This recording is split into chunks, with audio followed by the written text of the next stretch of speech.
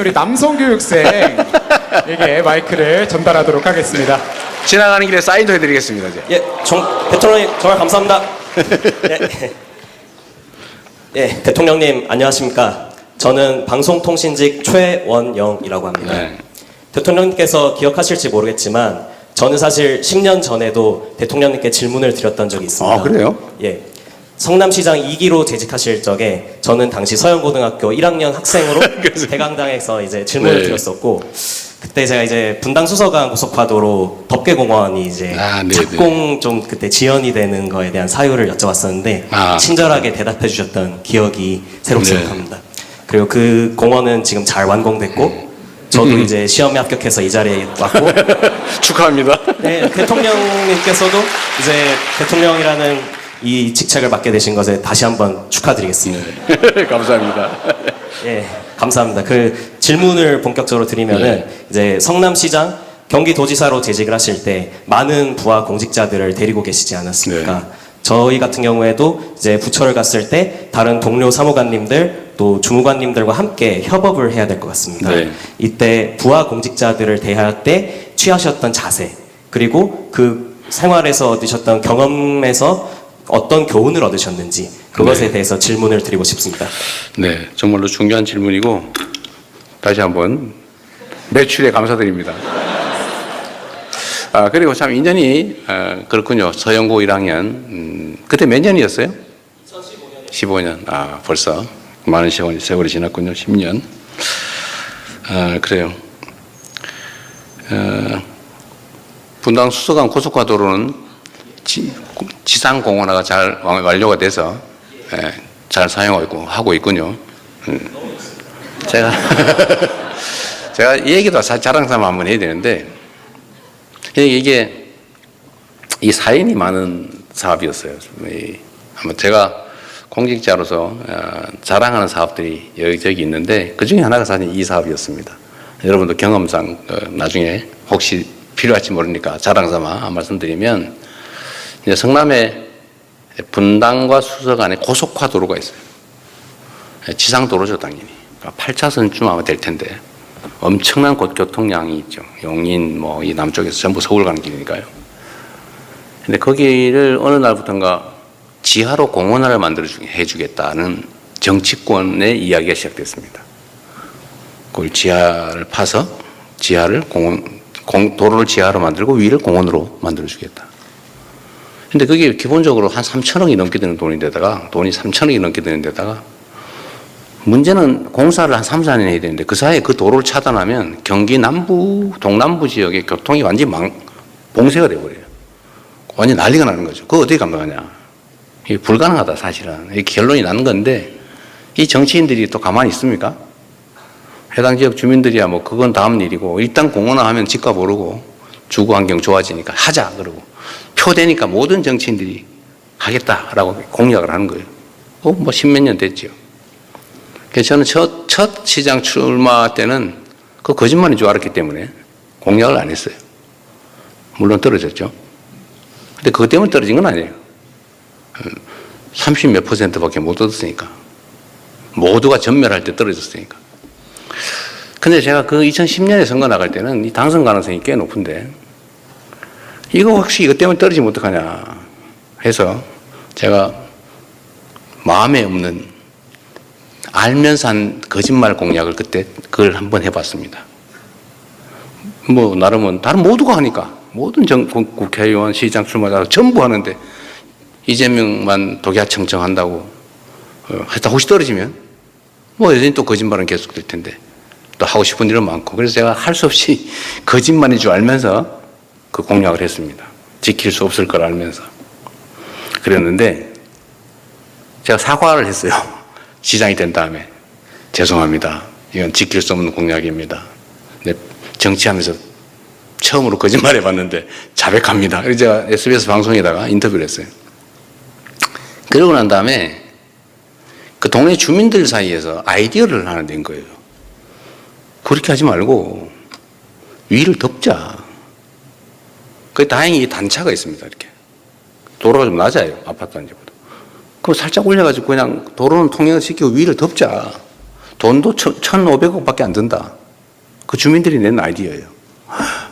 그래서 제가 반짝해가지고 실제로 그렇게 해서 지 위를 덮기로 하고 덮는 공사를 해서 지금은 위에가 공원화가 되어 있습니다. 물론 뭐 지하로 한 것보다는 좀 부족하죠. 근데 그걸 잘 쓰고 있다니까 정말 다행이고, 제가 이 말씀을 드린 이유는 이 집단 지성의 위대함이에요. 공직자들은, 설계하는 전문가들은 아무도 그 생각을 못했어요.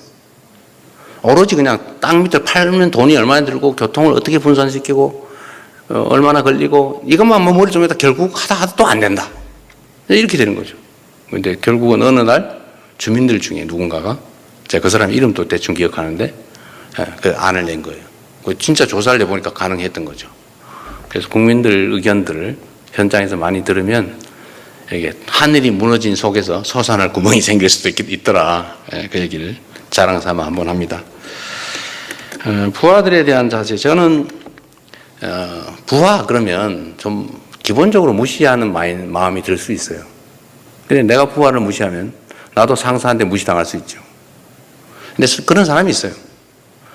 근데 위를 존중하되 굴욕적이지 않고 아랫사람을 대하되 비하하거나 하대하지 않고 존중하면 나도 존중받습니다.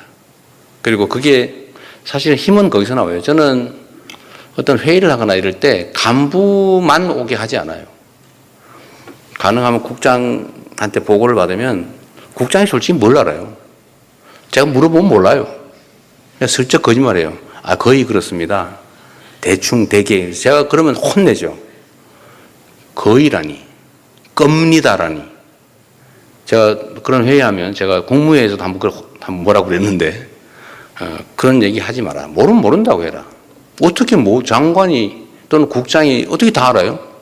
그건 저는 모르는 게 당연하니까 물어본 건데, 모르면 무슨 큰 난리는 안 하는 것처럼 슬쩍 거짓말을 해요.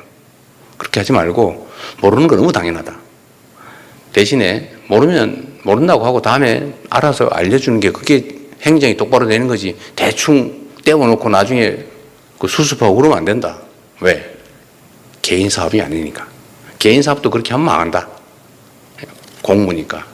대신에 저는 다 부하 직원들 다 오라고 해요. 국장이 오면 잘 모르겠으면, 자신 없으면 과장 다 데리고, 100% 파악하고 있으면 모르겠으면 팀장도 데리고 와라. 팀장도 100% 모르겠으면 그 실무자 데려와라. 기한한 실무자. 그 얘기하면 되잖아. 뒤치로 앉아있다가 모르면 얘기해주면 되지 뭐.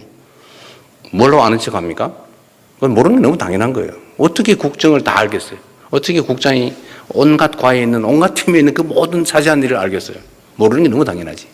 아는 척 할 필요 없다. 그래서 그걸 존중해 주는 거죠. 그리고 일선의 실무자가 제일 중요하잖아요, 사실은. 여러분, 그런 얘기 있는데, 대한민국에서 제일 힘센 기관이 검찰청이었잖아요. 그죠? 아니에요? 여러분 아직도 뭐 그런 걱정 안 하고 사세요? 네, 다행이네. 대한민국에서 제일 힘센 기관이 이제 검찰청이라고 보통 얘기를 했는데, 검찰청에 가면 제일 무서운 사람이 누군지 아세요? 그런 얘기가 있었습니다. 이 진실인지 아닌지 모르지만 그냥 하는 얘기니까, 상징적인 예니까 이거 가지고 뭘 또 꼬투리 안 잡으면 좋겠어요. 수위. 옛날 말로 수위. 그거 진짜 무서워요. 거기 입구를 지키고 있는데? 근데 그 사람들이 결국은 이미지를 결정을 하죠. 어느 건물에 대기업 거기 가는데 그 앞에 지키는 경비원, 그 경비원 태도를 보고 그 이미지가 확 결정 나버리지 않아요? 더군다나 국민들은 어떤 정책을 접해도 간부부터 접하지 않아요. 그 실무자부터 접촉하죠. 그 실무자의 표정, 태도, 이게 모든 이미지를 결정해버리죠. 그래서 이 실무자가 정말 중요해요. 그래서 저는 실무자라고 해서 뭐 계급이 높으냐 낮으냐 뭔 상관이 있어요? 똑같은 사람인데, 똑같이 가정에서 존중받는 가장일 것이고, 똑같이 대한민국의 주권자고. 그런데 계급이 높고 낮은 게 뭘 중요합니까? 제 목표 중에 우리 여기 같이 온 참모들도 가끔씩 듣는 얘기인데, 자꾸 저는 어디 가면은 자리 놓고 막 서로 막 양보하고 막 밀고 막 이쪽 앉으세요. 그런 거 하지 마라. 제가 목표 중에 하나는 의자의 계급을 없애는 거예요. 그 아무 데나 편하게 앉으면 되지 뭐. 그것도 하나의 이제 조직 문화죠. 사람이 귀하다. 계급에 높고 낮은 게 뭐 그리 중요하냐? 역할 분담이니까. 높은 사람이 아니라 직급이 높은 사람은 역할이 넓은 거죠. 똑같은 국민의 대리인, 국민으로부터 유인받은 종복이다.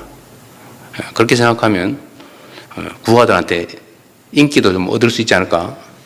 아까도 얘기했죠. 부하든 상사든 사람, 강아지도 다른 사람이 무슨 마음 갖고 있는지를 다 아는데 사람이 모르겠어요. 결국 마음을 읽죠. 느낌으로. 잘 해주면 잘 대접받을 수 있습니다. 앞으로 공직사회 마지막이라니까 행복한 공직사회 되기 바랍니다. 축하드립니다. 고맙습니다.